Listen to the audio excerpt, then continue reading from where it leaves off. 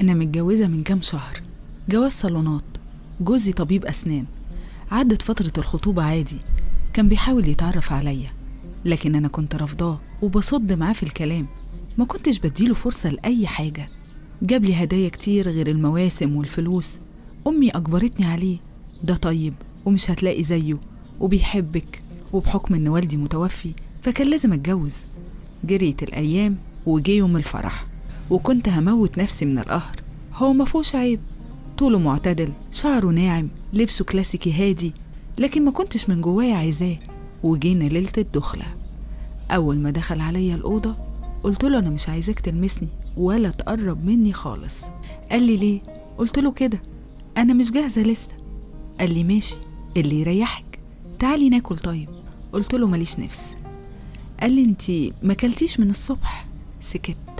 سكت هو كمان وخرج برا الأوضة، ورجع وفي إيده صينية عليها أكل، وخد مخدة وكوفرتة وطلع برا، وقال لي ده مفتاح الباب، خلصي أكل وغيري، وفي حمام في الأوضة، واقفلي على نفسك بالمفتاح عشان ما تبقيش خايفة، وأنا هنام في أوضة الأطفال.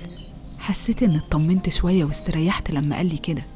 قفلت على نفسي ونزلت على الأكل، خلصته كله لأني كنت جعانة فعلا. وعدت الليلة، وبعد كده كل يوم نفس النظام، والأكل كان بيطلب من بره عشان أنا ما بطبخش، ويسيب لي الأكل بتاعي وياكل هو لوحده. لحد ما في يوم قال لي تعالي عايزة أتكلم معاكي. قلت ربنا يستر، أكيد عشان موضوع ليلة الدخلة وإنه راجل زي بقية الرجالة وكده. قال لي وعينه كانت بتلمع ساعتها كأنه هيبكي، بس متماسك جدا. قال لي شوفي، لو انتي مش عايزاني ولا مرتاحة في البيت وأهلك أجبروكي فعلا على الجوازة دي، أنا عندي حل. فضلت ساكتة. قال لي أقول ولا لأ؟ قلت له قول على طول. قال لي مفيش مشكلة، مفيش حاجة هتخليكي تطلقي مني في الوقت ده إلا إنك تقولي لأهلك وأهلي إني ما بعرفش. ضحكت ضحكة خفيفة وقلت له ما بتعرفش إيه؟ ضحك هو كمان وقال لي ما بعرفش أجيب عيال، وانتي لسه بنت بنوت وأنا ما لمستكيش. قال لي هيطلع عليا سمعة وكلام الناس وصحابي في الشغل، كل ده بسيط، بس ما تفضليش كده متعلقة ولا طايقة تبصي في وشي وأنا موافق، والذهب والمهر وحاجتك كلها والمؤخر هديهولك تعويض عن اللي حصل. أنا فكرت إن الموضوع يومين ويعدي، لكن ما عرفش إنك رفضاني كليا بالطريقة دي، ومش عارف رضيتي ليه تتجوزيني. فضلت ساكتة ما اتكلمتش. قال لي ما ترديش دلوقتي، خدي وقتك، والأكل هيوصل كمان شوية، أنا حسبت عليه.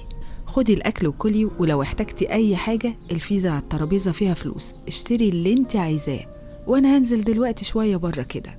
أنا ما كنتش مصدقة اللي بسمعه، عينيه وطريقة كلامه وحركات إيده، مش عارفة حبيته ولا إيه، وإزاي راجل يقول على نفسه كده، وكل ده عشان مين؟ بعدها بيومين أمي كانت قاعدة عند حد من أخواتي، وحصلت مشاكل، جوزها مش عايز أمي تقعد وتخانق معاها. قالوا لي شيل انت شوية بقى. أنا كنت قاعدة مع أمي قبل ما نتجوز في بيتنا، ولما اتجوزت اتنقلت هي مع أختي عشان تخدمها. أمي صعبت عليا، قلت لها أنا هاجي أخدك. رنيت على جوزي قلت له تعالى ضروري، قلت له على اللي حصل. قال لي هغير هدومي واروح اجيبها وانتي جهزي لها اوضه. قلت له طب لو سالت عن حكايه انك بتنام في اوضه تانية يعني اقول لها ايه؟ قال لي عايزاني اعمل ايه؟ قلت له خلاص هنام في الاوضه معاك عادي. قال لي ماشي. امي جت وقعدت معانا، وجوزي كان شايلها فوق راسه كانها امه. كنا بننام في الاوضه، انا على السرير وهو على الارض. كان دايما ينزل يصلي الفجر ويجيب الفطار معاه وهو جاي، ويقول لأمي أنا عارف إنك بتصحي بدري وعايزة تفطري، ويجيب صينية الفطار ويعمل لها اللبن ويفطرها هي وأنا. بس أمي لاحظت حاجة غريبة، كل يوم وهو نازل يصلي الفجر بيشيل في إيده كيس أسود، كل يوم شايل نفس الكيس مليان ويرجع بيه فاضي. أمي سألته إيه سر الكيس اللي في إيدك ده؟ قرب منها وقال لها هقولك، بس يا ريت ما تقوليش لحد. وطلع اللي في الكيس شيء غريب جدا ومش متوقع أبدا. قالت له قول. قال لها دي غلة قمح يعني، برشه جنب الجامع اللي بصلي فيه عشان العصافير تفطر هي كمان. وقام ضاحك. أنا أقسم بالله مش مصدقة إزاي جوزي كده. أنت في إيه بينك وبين ربنا يا أخي؟ ده غير مرة وأنا بطبخ، المطبخ مفتوح على الصالة، فكان قاعد في الصالة هو وأمي، كان في كرتون كده متابعه دايما، كان بيقعد يسمعه في الوقت ده، المحقق كونان تقريبا. أنا قلبي وجعني إني كنت بعامله بالطريقة الوحشة دي.